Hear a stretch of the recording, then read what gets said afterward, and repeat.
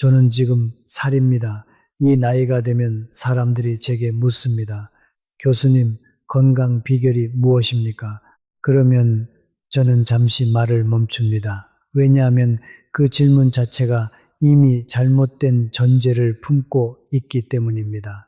사람들은 오래 사는 것이 잘 자는 것에서 온다고 믿습니다. 깊이 자고 오래 자고 조용히 자면 건강하다고 믿습니다. 저도 한때 그렇게 생각했습니다. 하지만 한 세기가 넘는 삶을 살면서 저는 그 믿음이 얼마나 위험한 착각인지를 알게 되었습니다. 잘 자는 것이 축복이 아닐 수 있습니다. 때로는 그것이 제가 저항을 멈췄다는 첫 번째 신호일 수 있습니다. 오늘 저는 여러분께 6가지 이야기를 드리려 합니다. 이것은 책에서 읽은 이야기가 아닙니다. 한 세기를 살면서 직접 보고 겪고 깨달은 진실입니다. 지금 이 순간 여러분이 아무 생각 없이 반복하는 잠자리 습관이 여러분의 뇌를 조금씩 갉아먹고 있을지도 모릅니다. 이것은 공포를 심으려는 말이 아닙니다. 저는 오래 산 사람으로서 진실을 말할 의무가 있습니다. 그리고 여러분께 선택권을 돌려드리고 싶습니다. 파트 1. 배경뇌는 밤에 스스로를 청소한다. 저는 평생 철학을 가르쳤습니다. 학생들에게 왜 사느냐를 물었고 어떻게 살아야 하느냐를 함께 고민했습니다. 그런데 아이러니하게도 어떻게 자야 하느냐라는 질문은 제가 90을 넘길 때까지 진지하게 생각해 본 적이 없었습니다. 잠은 그냥 자는 것이라고 생각했습니다. 피곤하면 자고 일어나면 일어나는 것이라고 생각했습니다. 그런데 의학자들이 발견한 놀라운 사실이 있습니다. 과학자들은 이것을 글림프 시스템이라고 부릅니다. 우리가 자는 동안 뇌는 스스로를 청소합니다. 낮 동안 쌓인 독소와 노폐물을 씻어내고 알츠하이머를 유발하는 것으로 알려진 베타 아밀로이드와 타우 단백질을 제거하는 것이 바로 이 시스템의 핵심 임무입니다. 이 정교한 청소 메커니즘은 우리가 깊은 잠에 빠져 있을 때 가장 활발하게 작동합니다. 뇌세포 사이의 간격이 넓어지고 그 사이로 뇌척수액이 흘러들어 독소를 쓸어냅니다. 그런데 이 청소 시스템은 조건이 맞을 때만 제대로 작동합니다. 잘못된 시간에 잘못된 방식으로 잘못된 환경 속에서 잠을 자면 이 시스템은 오히려 과부하가 걸리거나 완전히 멈춰버립니다. 그렇게 독소는 하룻밤, 이틀밤, 1년, 10년 동안 조용히 쌓입니다.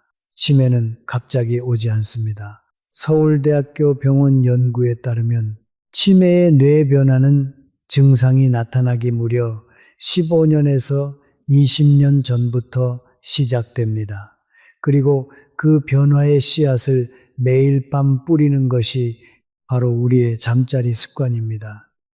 잘못된 수면 습관을 가진 사람들은 그렇지 않은 사람들에 비해 치매 발병 위험이 최대 2.9배 높다는 연구 결과도 있습니다.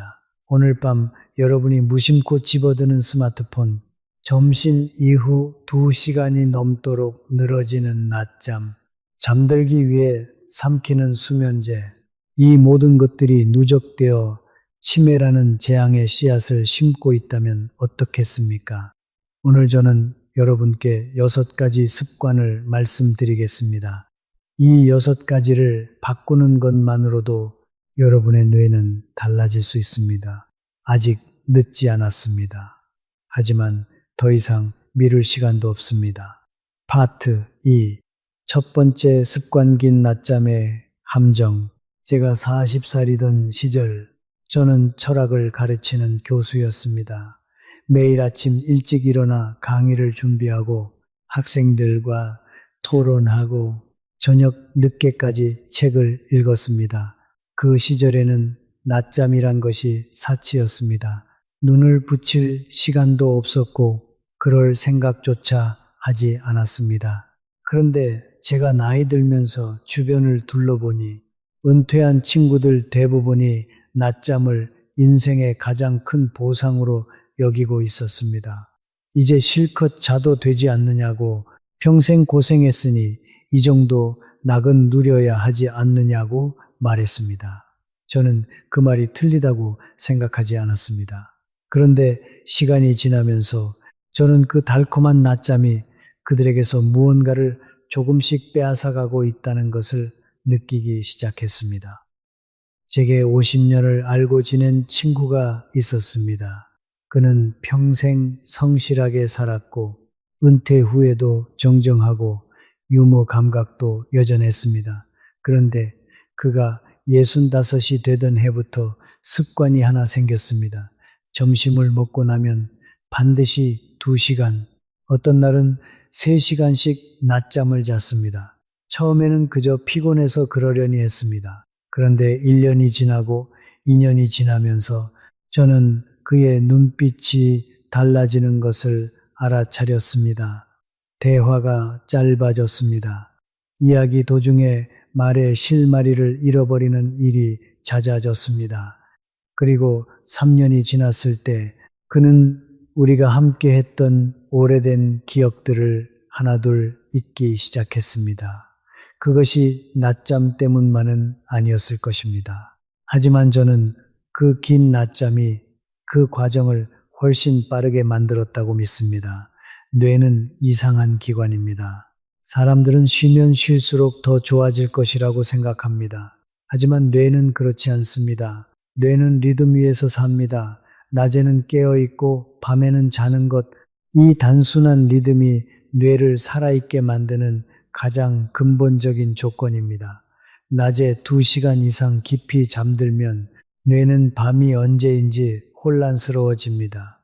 수면 압력이라고 부르는 것, 즉 밤에 깊이 잠들게 해주는 피로의 축적이 낮잠으로 인해 미리 소진되어 버립니다.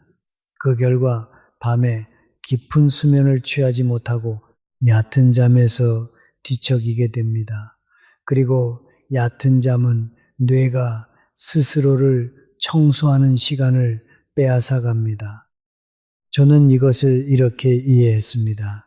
뇌는 불꽃과 같습니다. 산소가 적당히 공급되어야 타오릅니다. 낮잠은 그 불꽃에 한꺼번에 너무 많은 산소를 퍼붓는 것과 같습니다. 불꽃은 잠시 커지는 것처럼 보이지만 결국 리듬을 잃고 흔들리다가 점점 약해집니다. 반면 규칙적이고 절제된 각성과 수면의 반복은 그 불꽃을 오래도록 안정적으로 타오르게 합니다. 그렇다면 낮잠은 무조건 나쁜 것입니까? 그렇지 않습니다. 저는 극단을 말하는 사람이 아닙니다. 오후 1시에서 3시 사이 20분에서 30분의 짧은 눈 붙임은 오히려 뇌에 도움이 됩니다. 그것은 뇌를 재충전시키되 깊은 수면 단계로 빠져들게 하지 않습니다. 실제로 미국 나사의 연구에 따르면 26분간의 낮잠이 인지 능력을 34% 향상시키고 업무 효율을 54% 높인다는 결과가 있습니다. 문제는 그 경계를 무너뜨리는 것입니다. 조금만 더 라는 생각으로 30분이 1시간이 되고 1시간이 2시간이 되는 순간 그것은 더 이상 휴식이 아닙니다. 그것은 밤에 뇌를 갉아먹는 도둑이 됩니다. 저는 지금도 낮에 길게 눕지 않습니다. 피곤하면 의자에 앉아 눈을 감고 잠시 쉽니다. 그것으로 충분합니다. 노년의 삶에서 가장 큰 사치는 긴 낮잠이 아닙니다. 내일 아침 눈을 떴을 때 어제의 기억이 온전히 남아있는 것, 그것이 진정한 사치입니다. 낮잠은 달콤합니다. 하지만 달콤한 것이 언제나 여러분 편은 아닙니다. 실제 사례를 하나 말씀드리겠습니다. 71세 박정숙 씨는 은퇴 후 매일 오후 2시간 이상 낮잠을 자던 분이었습니다. 경도인지 장애 진단을 받고 나서야 그 습관을 바꾸기로 결심했습니다. 낮잠을 20분으로 줄이고 낮에 산책을 시작했습니다. 6개월 후 담당 의사는 인지 기능 검사 수치가 유의미하게 개선되었다고 말했습니다. 기억이 돌아온 것이 아니라 더 이상 빠르게 나빠지지 않게 된 것입니다. 그것만으로도 그분에게는 기적이었습니다. 오늘부터 낮잠은 타이머를 맞추십시오. 30분이 넘어가면 일어나십시오. 처음에는 불편할 것입니다. 하지만 그 불편함이 여러분의 밤을 지켜줄 것입니다. 파트 3. 두 번째, 습관 너무 많이 자는 역설. 사람들은 제게 종종 이런 말을 합니다. 교수님, 나이 들면 잠이 없어진다고 하던데 저는 오히려 잠이 너무 많아요. 한번 누우면 9시간, 10시간을 자도 피곤하더라고요. 그러니 저는 괜찮은 것 아닌가요? 저는 그 말을 들을 때마다 마음이 무거워집니다. 왜냐하면 그 사람은 스스로 건강하다고 믿으면서 사실은 뇌의 가장 위험한 신호를 무시하고 있기 때문입니다. 많이 잔다고 해서 더 잘 회복되는 것이 아닙니다. 오히려 그 반대일 수 있습니다. 글림프 시스템 이야기를 기억하십니까? 이 청소 시스템은 수면 시간이 길다고 더 잘 작동하는 것이 아닙니다. 적절한 깊이와 적절한 시간, 그리고 정확한 리듬 속에서만 제 기능을 발휘합니다. 9시간이 넘는 장시간 수면은 이 시스템의 과부하를 일으킵니다. 마치 작은 수로에 너무 많은 물을 한꺼번에 흘려보내면 수로가 막혀버리는 것처럼 오히려 노폐물이 더 잘 쌓이는 환경을 만들어버립니다. 실제로 여러 연구에서 하루 9시간 이상 자는 사람은 8시간 자는 사람에 비해 치매 발병률이 약 1.7배 높다는 결과가 나왔습니다. 저는 이 사실을 처음 접했을 때 솔직히 놀랐습니다. 저 역시 오래 자는 것이 좋은 것이라고 막연히 믿었기 때문입니다. 하지만 제 삶을 돌아보니 이해가 되었습니다. 제가 가장 생각이 맑고 글이 잘 써지고 강의가 활기찼던 날들은 언제나 적당히 자고 일찍 일어난 아침이었습니다. 반대로 늦게까지 누워 있었던 날들은 몸은 무겁고 머리는 안개가 낀 듯 흐릿하고 하루 종일 무언가에 쫓기는 기분이었습니다. 그때는 그저 날씨 탓, 나이 탓이라고 생각했습니다. 하지만 지금은 압니다. 그것은 뇌가 보내는 신호였습니다. 너무 많이 재웠다. 리듬을 돌려달라는 신호였습니다. 피로해서 오래 자는 것인지 아니면 오래 자기 때문에 더 필요한 것인지 한번 자신에게 물어보십시오. 만약 9시간 이상 자고도 아침에 개운하지 않다면 그것은 수면의 질이 낮다는 신호입니다. 더 오래 자는 것이 해결책이 아닙니다. 수면의 리듬과 질을 바꾸는 것이 해결책입니다. 적정 수면 시간은 개인차가 있지만 65세 이상 성인에게는 일반적으로 7시간에서 8시간이 권장됩니다. 그 이상 자는 습관이 있다면 오늘부터 조금씩 기상 시간을 앞당겨 보십시오. 처음 며칠은 힘들 것입니다. 하지만 2주가 지나면 몸이 새로운 리듬을 기억하기 시작합니다. PART 4. 세 번째 습관, 수면제의 달콤한 함정. 이제 수면제 이야기를 하겠습니다. 이것은 더욱 조심스럽고 더욱 중요한 문제입니다. 나이가 들수록 잠들기 어려워지는 분들이 많습니다. 밤에 자다가 자꾸 깨고 새벽 2시, 3시에 눈이 떠져서 다시 잠들지 못하는 괴로움을 저도 압니다. 그런 밤이 며칠 계속되면 사람은 절박해집니다. 그래서 의사를 찾아가 수면제를 처방받거나 약국에서 수면 유도제를 사다가 먹습니다. 그날 밤 드디어 깊이 잠들게 되면 비로소 안심합니다. 해결책을 찾았다고 생각합니다. 저는 그 마음을 충분히 이해합니다.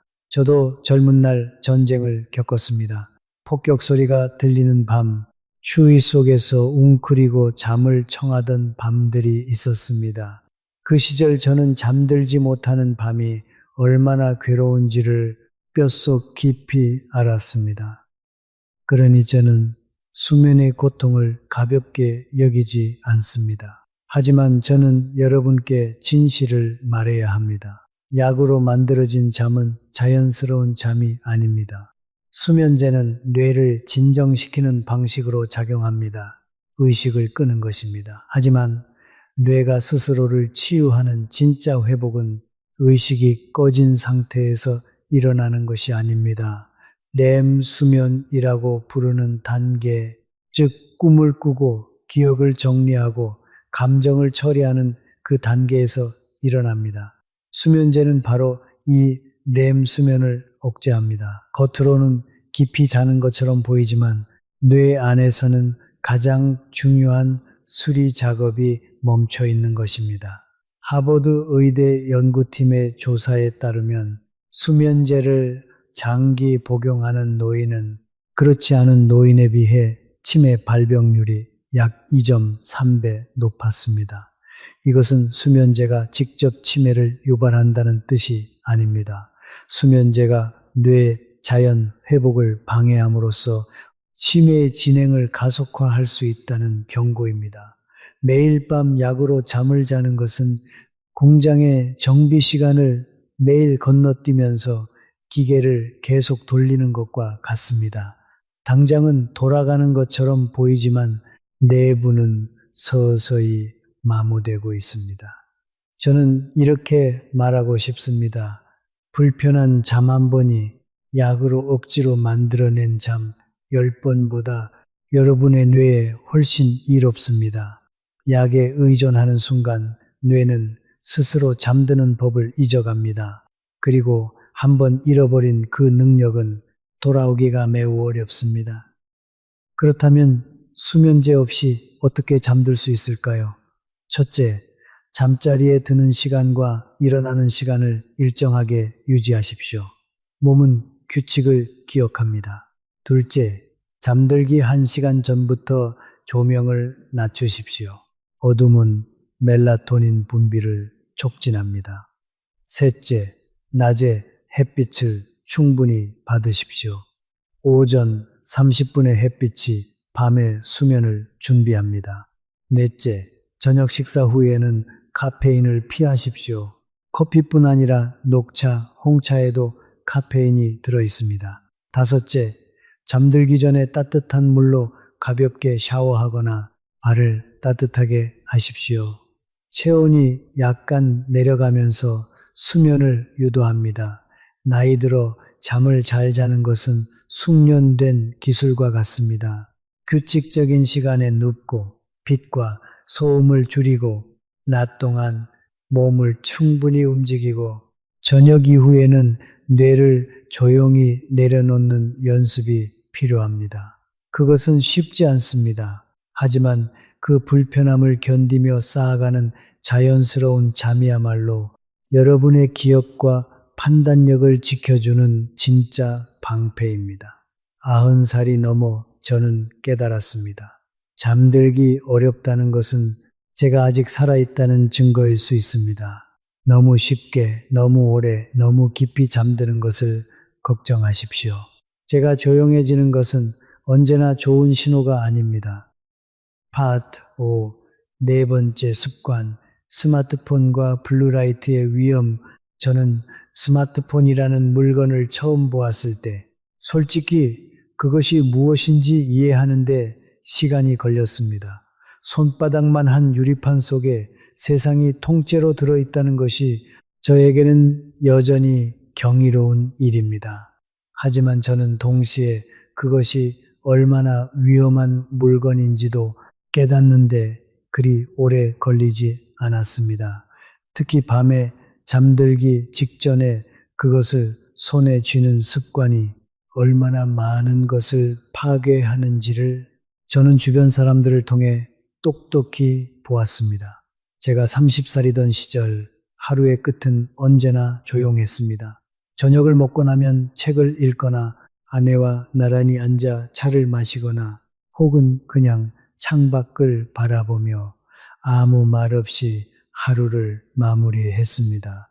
밖에서는 바람 소리가 들리고 이웃집 불빛이 하나둘 꺼지면서 세상이 천천히 고요해졌습니다. 그렇게 잠자리에 들면 머리가 비어 있었습니다. 좋은 의미에서의 공백이었습니다. 뇌가 쉴 준비를 마친 상태였습니다. 그런데 오늘날의 밤은 다릅니다. 사람들은 잠들기 직전까지 화면을 들여다봅니다. 뉴스를 읽고 영상을 보고 댓글을 달고 모르는 사람들의 삶을 구경하다가 눈꺼풀이 무거워지면 그제야 폰을 내려놓습니다. 그리고 그것이 자연스러운 일상이 되어버렸습니다. 하지만 그 순간 여러분의 뇌 속에서는 무슨 일이 벌어지고 있는지 아십니까? 스마트폰 화면에서 나오는 빛은 블루라이트라고 부릅니다. 이 빛은 파장이 짧고 강해서 뇌에 직접적인 영향을 줍니다. 뇌는 이 빛을 낮의 햇빛과 혼동합니다. 그래서 밤인데도 불구하고 아직 낮이구나, 아직 잠들 때가 아니구나 라고 착각합니다. 그 결과 멜라토닌이라는 수면 호르몬의 분비가 억제됩니다. 멜라토닌은 단순히 잠을 오게 하는 호르몬이 아닙니다. 그것은 뇌가 밤에 회복 모드로 전환되도록 신호를 보내는 열쇠입니다. 이 열쇠가 제대로 작동하지 않으면 뇌는 밤이 되어도 완전한 휴식 상태에 진입하지 못합니다. 잠을 자는 것처럼 보이지만 뇌는 반쯤 깨어있는 채로 밤을 보내게 됩니다. 연구에 따르면 취침 전 이 시간 동안 스마트폰을 사용하면 멜라토닌 분비가 최대 22% 감소하고 잠드는 데 걸리는 시간이 평균 1시간 이상 늘어납니다. 하지만 저는 블루라이트보다 더 심각한 문제가 있다고 생각합니다. 그것은 바로 콘텐츠 그 자체입니다. 우리가 잠들기 전에 보는 것들을 생각해 보십시오. 자극적인 뉴스, 누군가의 분노, 사건, 사고, 비교를 부추기는 화려한 이미지들. 이런 것들은 뇌를 조용히 내려앉히는 것이 아니라 반대로 흔들어 깨웁니다. 인간의 뇌는 위협적인 정보에 반응하도록 설계되어 있습니다. 뉴스 한 줄, 댓글 하나가 뇌에 경계해야 할 일이 있다는 신호를 보냅니다. 그러면 뇌는 잠들기는커녕 그 문제를 처리하느라 밤새 은밀하게 작동합니다. 여러분은 눈을 감고 누워 있지만 뇌는 전혀 쉬지 않습니다.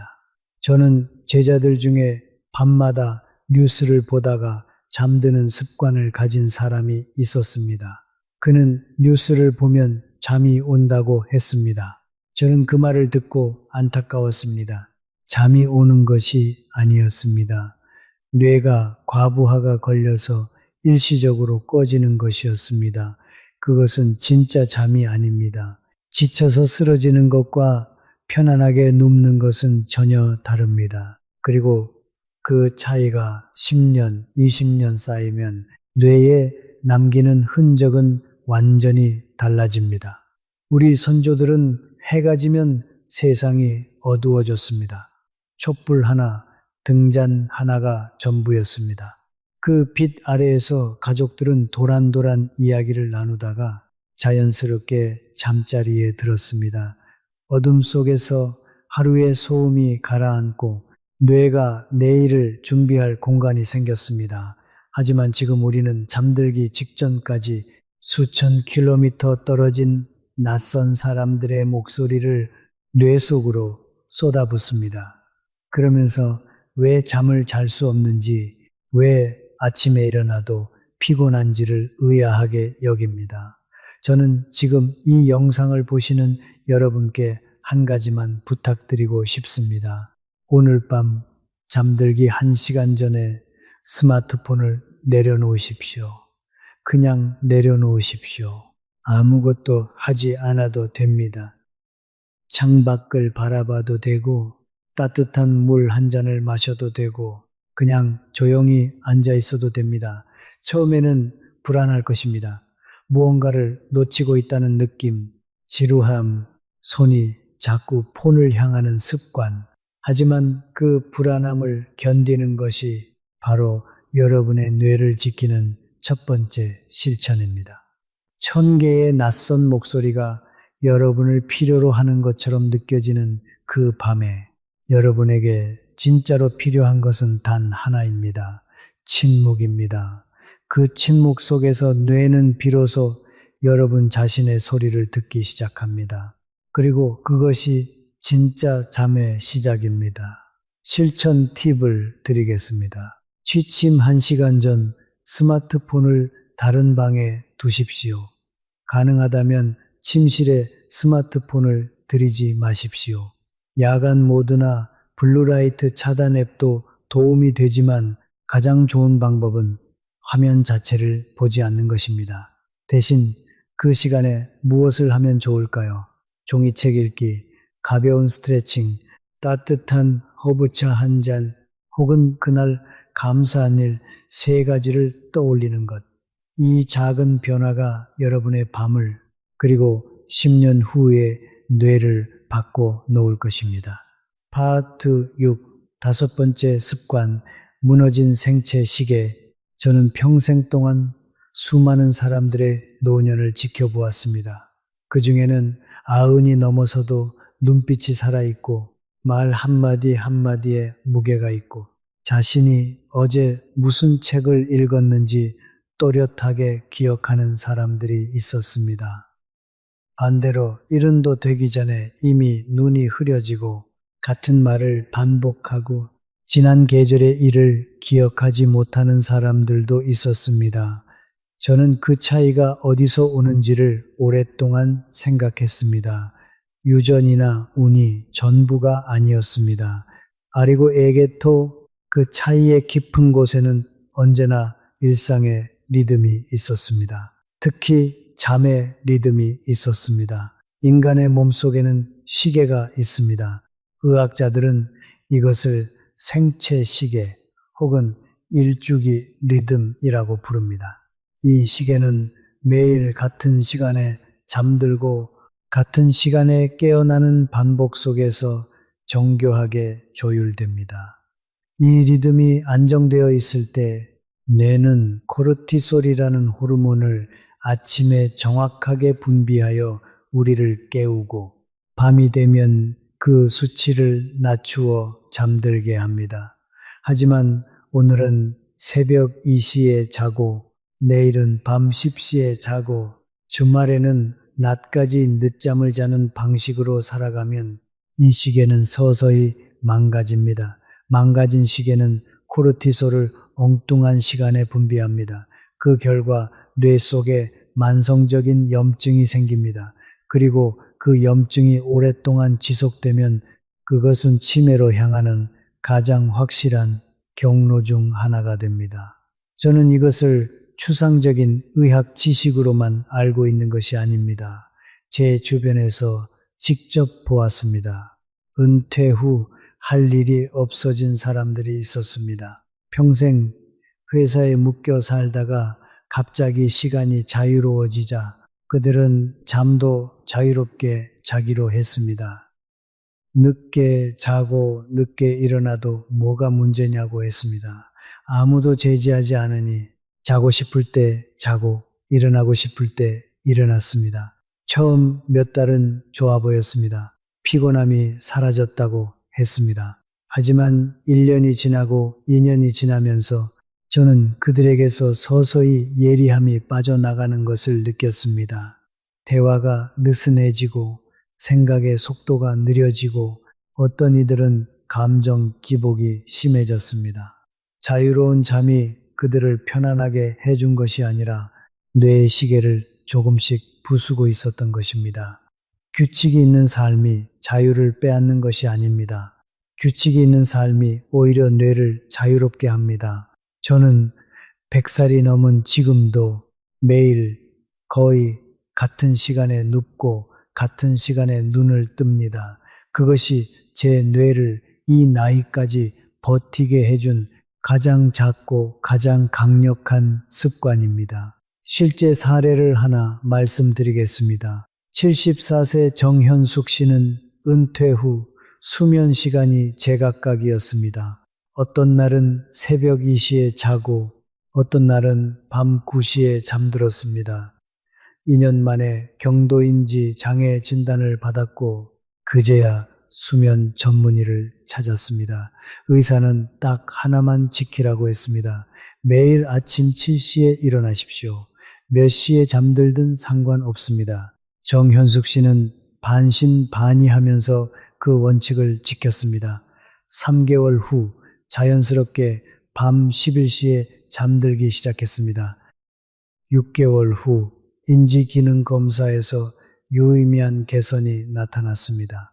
뇌의 시계를 다시 맞춘 것만으로도 그 변화가 가능했습니다. 생체 시계를 지키는 가장 중요한 원칙은 기상 시간을 일정하게 유지하는 것입니다.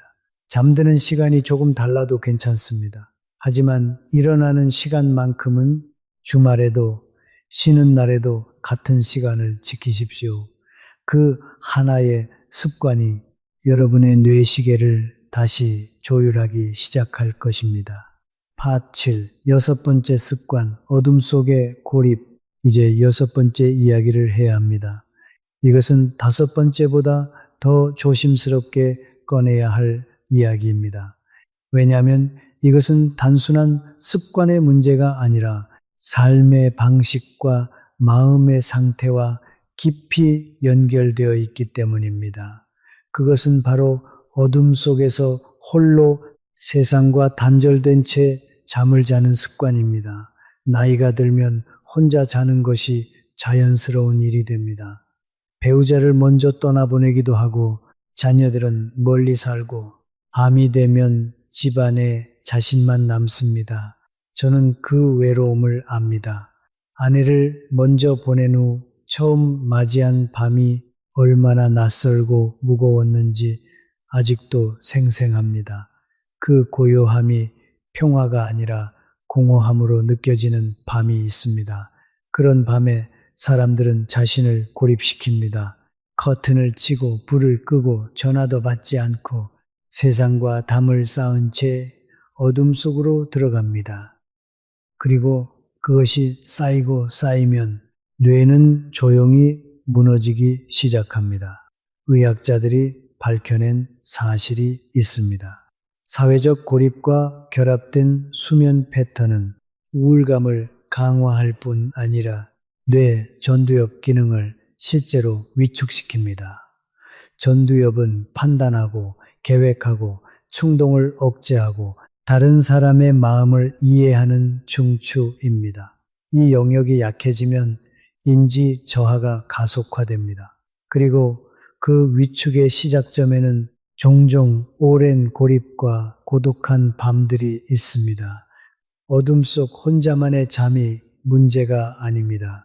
그 잠 속에 녹아있는 단절감, 아무도 나를 기억하지 않는다는 느낌, 내일도 똑같을 것이라는 무감각함이 뇌를 잠식하는 것입니다.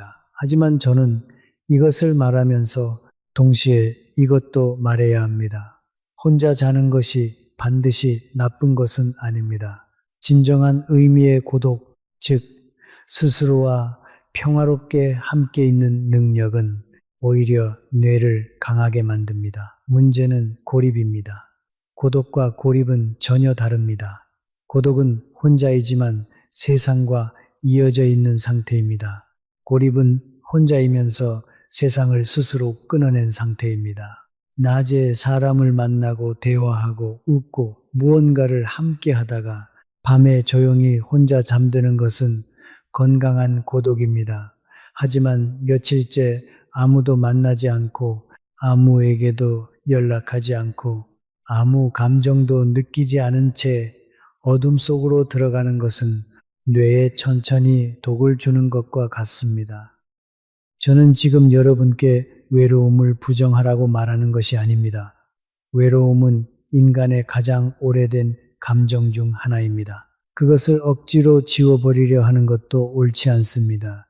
다만 이렇게 말하고 싶습니다. 오늘 밤 잠들기 전에 단 한 사람에게라도 안부 문자 하나를 보내십시오. 오늘 하루 감사했던 일 한 가지를 마음속으로 떠올리십시오. 창문을 조금 열어 밤 공기를 들이십시오. 그 작은 연결이 여러분의 뇌에 신호를 보냅니다. 나는 아직 세상 안에 있다. 나는 아직 살아있다. 뇌는 온기를 먹고 삽니다. 그 온기가 있는 밤과 없는 밤은 10년 후 전혀 다른 뇌를 만들어냅니다. 파트 8. 심화 뇌를 더 잘 지키는 수면 환경. 지금까지 6가지 나쁜 습관을 이야기했습니다. 이번에는 좋은 습관, 즉 뇌를 더 잘 지키기 위해 추가로 알아두면 좋은 것들을 말씀드리겠습니다. 첫 번째, 성장 호르몬과 멜라토닌 이야기입니다. 우리가 잠자는 동안 뇌에서는 2가지 중요한 호르몬이 분비됩니다. 하나는 성장 호르몬이고 다른 하나는 멜라토닌입니다. 성장 호르몬은 어린아이만 필요한 것이 아닙니다. 어른에게도 노인에게도 꼭 필요합니다. 잠든 후 약 90분에서 2시간 사이 깊은 수면 단계에서 집중적으로 분비되는 이 호르몬은 세포를 수리하고 근육을 회복하고 면역 기능을 강화하는 역할을 합니다. 밤 11시 이전에 잠드는 것이 좋다고 하는 이유 중 하나가 바로 이 성장 호르몬의 분비 리듬과 관련이 있습니다. 멜라토닌은 앞서 말씀드린 것처럼 뇌에 지금이 밤이다, 회복할 시간이다 라는 신호를 보내는 호르몬입니다. 이 호르몬은 항산화 작용도 하여 뇌세포를 보호하는 역할을 합니다. 멜라토닌 분비를 촉진하려면 밤에 조명을 낮추고 낮에 햇빛을 충분히 받고 취침 전 스마트폰을 멀리 두는 것이 도움이 됩니다. 두 번째, 수면 무호흡증 이야기입니다. 많은 분들이 코골이를 그저 시끄럽고 보기 싫은 습관으로만 알고 있습니다. 하지만 코골이, 특히 수면 무호흡증은 뇌에 직접적인 손상을 줄 수 있는 심각한 의학적 상태입니다. 수면 무호흡증이란 잠을 자는 동안 호흡이 10초 이상 멈추는 현상이 반복되는 것입니다. 이때 뇌에 산소 공급이 차단되고 뇌세포가 손상을 입습니다. 수면 무호흡증이 있는 사람은 그렇지 않은 사람보다 경도인지 장애 진행 위험이 2배 이상 높다는 연구 결과가 있습니다. 가족 중 누군가 밤에 코를 크게 골고 가끔 호흡이 멈추는 것처럼 보인다면 반드시 수면 전문의 상담을 권유하십시오. 양압기 치료나 체중 감량, 수면 자세 교정만으로도 증상이 크게 개선될 수 있습니다. 세 번째, 수면 자세와 뇌 청소의 관계입니다. 놀라운 연구 결과가 있습니다. 옆으로 자는 것, 특히 왼쪽으로 눕는 자세가 뇌의 글림프 시스템이 가장 효율적으로 작동하는 자세라는 것입니다. 이 자세에서 뇌 척수액이 더 원활하게 흘러 독소 제거 효율이 높아진다는 연구들이 있습니다. 반면 천장을 보고 자는 자세나 엎드려 자는 자세는 기도를 좁히고 목에 부담을 줄 수 있습니다. 물론 자다가 자세가 바뀌는 것은 자연스러운 일입니다. 하지만 의식적으로 옆으로 눕는 자세로 잠들기 시작하는 것이 뇌 건강에 도움이 됩니다. 네 번째, 수면을 돕는 음식 이야기입니다. 저녁 식단도 수면의 질에 영향을 미칩니다. 트립토판이라는 아미노산은 뇌에서 멜라토닌과 세로토닌으로 전환됩니다. 이 성분이 풍부한 음식으로는 바나나, 키위, 우유, 호두, 체리 등이 있습니다. 특히 키위는 수면 연구에서 주목받고 있는 과일입니다. 취침 1시간 전에 키위 2개를 먹은 사람들이 잠드는 시간이 짧아지고 수면의 질이 향상되었다는 연구 결과도 있습니다. 반면 저녁 6시 이후에는 카페인은 물론이고 알코올도 피하는 것이 좋습니다. 많은 분들이 술이 수면에 도움이 된다고 생각합니다. 실제로 알코올은 처음에는 잠들기 쉽게 만들어줍니다. 하지만 새벽에 각성을 유발하고 렘 수면을 억제하여 수면의 질을 크게 떨어뜨립니다. 5번째, 규칙적인 운동과 수면의 관계입니다. 낮에 몸을 움직이는 것이 밤의 수면에 직접 영향을 줍니다. 매일 30분 이상 걷는 것만으로도 수면의 질이 유의미하게 향상된다는 연구 결과가 있습니다. 단, 취침 3시간 이내의 격렬한 운동은 오히려 각성을 유발할 수 있으니 피하는 것이 좋습니다. 가볍게 산책을 하거나 잠들기 전에 스트레칭을 하는 것은 도움이 됩니다. 특히 목과 어깨, 허리 스트레칭은 신체의 긴장을 풀어주고 뇌에 이제 긴장을 내려도 된다는 신호를 보냅니다. 6번째, 걱정과 불안을 다루는 방법입니다. 잠들기 어려운 가장 흔한 이유 중 하나가 바로 침대에 누웠을 때 밀려오는 걱정과 생각들입니다. 낮에는 바쁘게 지내느라 미뤄두었던 걱정들이 밤에 조용해지면 한꺼번에 쏟아져 들어옵니다. 이럴 때 도움이 되는 방법이 있습니다. 바로 걱정 노트입니다. 잠들기 30분 전에 종이에 걱정되는 것들을 모두 적어 내려가십시오. 그리고 그 옆에 내일 무엇을 할 수 있는지를 간략하게 적으십시오. 이 행동이 뇌에 신호를 보냅니다. 이 걱정은 이미 기록되었다. 잊어버릴 염려가 없다. 이제 쉬어도 된다. 연구에 따르면 이 방법만으로도 잠드는 시간이 평균 9분 단축되고 수면의 질이 향상된다는 결과가 있습니다. 그리고 감사일기도 강력하게 추천드립니다. 잠들기 전에 오늘 하루 감사했던 일 3가지를 떠올리거나 적으십시오. 아주 작은 것도 좋습니다. 오늘 맑은 하늘을 봤다는 것, 따뜻한 밥을 먹었다는 것, 누군가가 먼저 인사를 해주었다는 것. 이 훈련이 뇌를 부정적 각성 상태에서 긍정적 이완 상태로 전환시켜 줍니다. 7번째, 새벽에 깨는 문제입니다. 노인들에게 매우 흔한 현상 중 하나가 새벽 3시, 4시에 눈이 떠져서 다시 잠들지 못하는 것입니다. 이것은 노화에 따른 수면 구조의 변화로 어느 정도는 자연스러운 현상입니다. 중요한 것은 이때 어떻게 대응하느냐입니다. 눈이 떠졌을 때 다시 못 자면 어떡하지라는 생각으로 불안해하면 오히려 각성이 심해집니다. 대신 이렇게 해보십시오. 잠이 오지 않으면 억지로 자려 하지 마십시오. 20분이 지나도 잠이 오지 않으면 일어나서 다른 방에서 조용한 활동을 하십시오. 책을 읽거나 조용한 음악을 듣거나 따뜻한 물을 한 잔 마시십시오.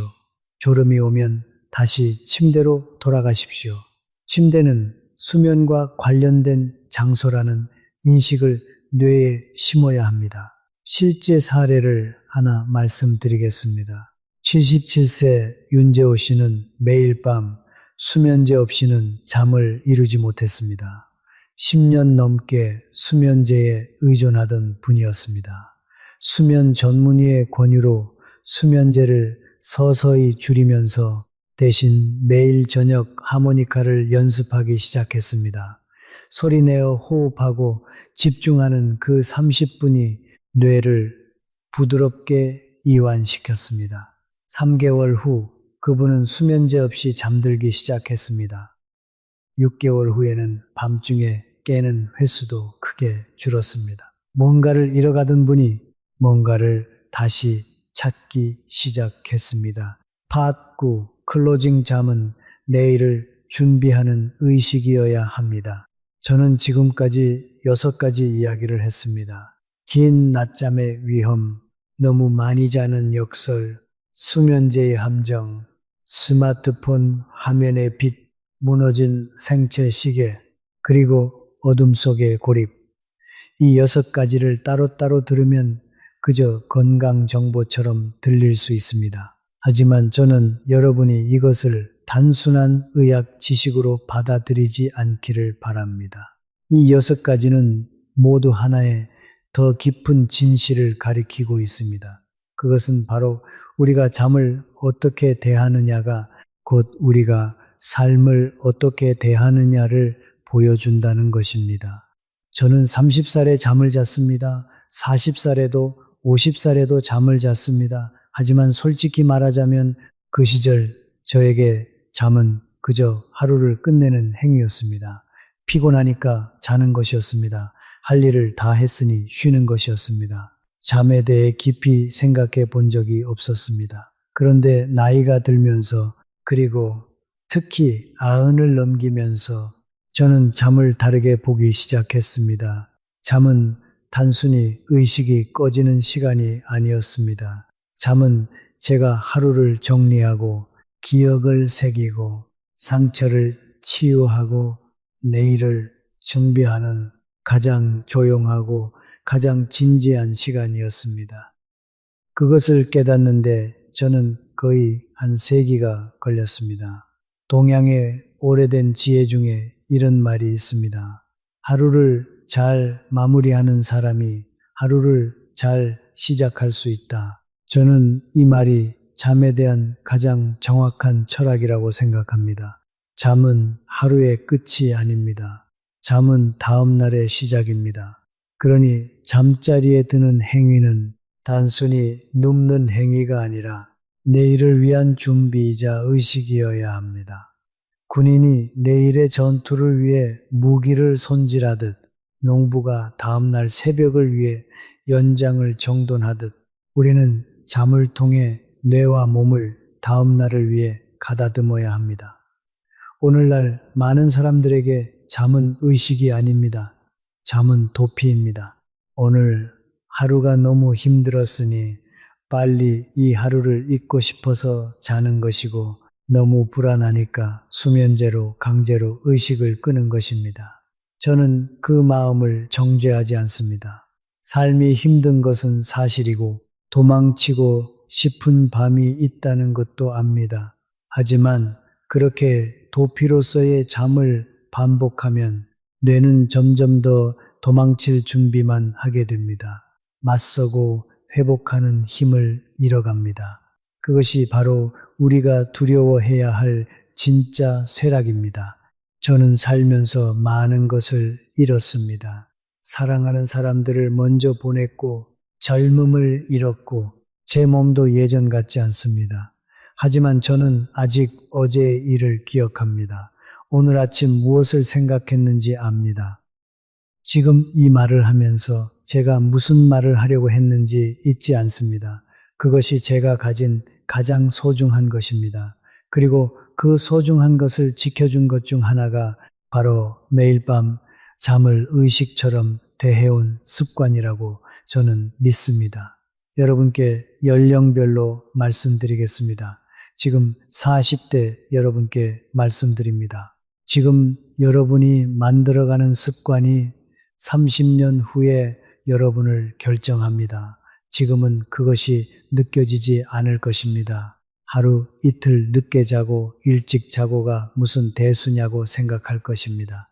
하지만 강물이 바위를 깎는 것은 한 번에 거센 물살이 아닙니다. 매일 같은 자리를 흐르는 조용한 물이 결국 바위를 변화시킵니다. 여러분의 뇌도 마찬가지입니다. 오늘 밤의 선택이 여러분의 뇌를 조금씩 그러나 돌이킬 수 없이 변화시킵니다. 지금 60대 여러분께 말씀드립니다. 아직 늦지 않았습니다. 진심으로 그렇게 생각합니다. 뇌는 어느 나이에도 변화에 반응합니다. 오늘 밤부터 스마트폰을 1시간 일찍 내려놓는 것만으로도 내일 아침 여러분의 머리가 조금 더 맑아질 수 있습니다. 오늘부터 같은 시간에 눕는 것을 시작하는 것만으로도 한 달 후 여러분의 수면이 달라질 수 있습니다. 거대한 변화가 필요한 것이 아닙니다. 오늘 밤 하나의 작은 선택이면 충분합니다. 지금 70대 이상 여러분께 말씀드립니다. 여러분은 이미 충분히 오래, 충분히 열심히 살아오셨습니다. 이제 남은 날들을 스스로에게 친절하게 사십시오. 잠을 의식으로 대하는 것은 자신을 소중히 여기는 행위입니다. 매일 밤 여러분의 뇌에게 오늘 수고했다, 이제 잘 쉬어라 라고 말하는 것입니다. 그것이 결코 작은 일이 아닙니다. 그것이 여러분이 내일도 여러분답게 깨어날 수 있게 해주는 가장 깊은 자기 돌봄입니다. 저는 이제 이 이야기를 마무리하려 합니다. 하지만 마치기 전에 여러분께 한 가지만 묻고 싶습니다. 오늘 밤 여러분은 어떤 마음으로 잠자리에 드실 것입니까? 하루가 힘들었으니 빨리 이 하루를 끝내고 싶다는 마음으로 눕겠습니까? 아니면 오늘 하루를 조용히 갈무리하고 내일을 위해 스스로를 준비시키는 마음으로 눈을 감겠습니까? 이 두 가지는 겉으로 보면 같은 행동입니다. 눕고 눈을 감고 잠드는 것. 하지만 그 마음의 방향이 다르면 뇌가 밤을 보내는 방식이 달라집니다. 그리고 그 차이가 쌓이면 10년 후에 여러분이 달라집니다. 저는 살았습니다. 이 나이가 되면 사람들은 저를 특별한 사람으로 봅니다. 하지만 저는 특별한 사람이 아닙니다. 저는 그저 오랫동안 작은 것들을 포기하지 않은 사람입니다. 매일 같은 시간에 일어나는 것, 낮에 몸을 움직이는 것, 저녁이 되면 세상의 소음으로부터 스스로를 천천히 거두어 들이는 것, 그리고 잠들기 전에 오늘 하루에 감사하는 것. 이 단순하고 작은 습관들이 저를 여기까지 데려왔습니다. 어떤 특별한 약도, 어떤 비밀스러운 비결도 없었습니다. 다만 매일 밤을 함부로 대하지 않았을 뿐입니다. 잠들기 전에 오늘 하루를 천천히 돌아보십시오. 감사한 일이 있었다면 그것을 마음속에 새기십시오. 후회스러운 일이 있었다면 그것을 인정하고 조용히 내려놓으십시오. 내일 해야 할 일이 걱정된다면 그 걱정을 잠자리 옆에 잠시 내려두십시오. 내일의 여러분이 더 맑은 정신으로 그것을 다룰 것입니다. 스마트폰은 멀리 두십시오. 빛은 줄이십시오. 온도는 조금 낮추십시오. 그리고 같은 시간에 조용히 감사한 마음으로 눈을 감으십시오. 그것이 전부입니다. 거창한 것이 없습니다. 비싼 것도 없습니다. 하지만 이 단순한 의식이 여러분의 뇌를 보호하고 여러분의 기억을 지키고 여러분이 내일도 여러분답게 살아있을 수 있도록 만들어줍니다. 삶은 화려한 순간들로 이루어지지 않습니다. 삶은 매일 밤과 매일 아침의 반복으로 이루어집니다. 어제의 밤이 오늘의 아침을 만들고 오늘의 아침이 오늘 하루를 만들고 오늘 하루가 다시 오늘 밤을 만듭니다. 그 조용하고 단순한 순환이 곧 인생입니다. 그 순환을 얼마나 성실하고 정성스럽게 대하느냐가 결국 우리가 어떤 사람으로 늙어가느냐를 결정합니다. 오늘 밤 스마트폰을 내려놓으십시오. 정해진 시간에 누우십시오. 어둠 속에서 혼자 고립되지 마십시오. 오늘 하루 여러분 곁에 있었던 것들을 조용히 떠올리십시오. 바람 소리, 밤 냄새, 누군가의 목소리, 작고 사소한 것들 속에 삶의 온기가 있습니다. 그 온기를 품고 눈을 감으십시오. 그러면 여러분의 뇌는 밤새 그 온기 속에서 여러분을 수리하고 치유하고 내일을 위해 준비할 것입니다. 저는 여러분이 내일 아침 맑은 정신으로 눈을 뜨기를 바랍니다. 어제의 이름을 기억하고 오늘의 빛을 알아보고 내일을 기대하며 일어나기를 바랍니다. 그것이 제가 이 나이에 여러분께 드릴 수 있는 가장 진실한 소원입니다. 잠은 죽음을 흉내내는 것이 아닙니다. 잠은 내일을 준비하는 가장 거룩한 의식입니다. 그 의식을 함부로 대하지 마십시오. 여러분의 뇌가, 여러분의 기억이, 여러분이라는 사람 전체가 그 의식 위에서 살아가고 있습니다.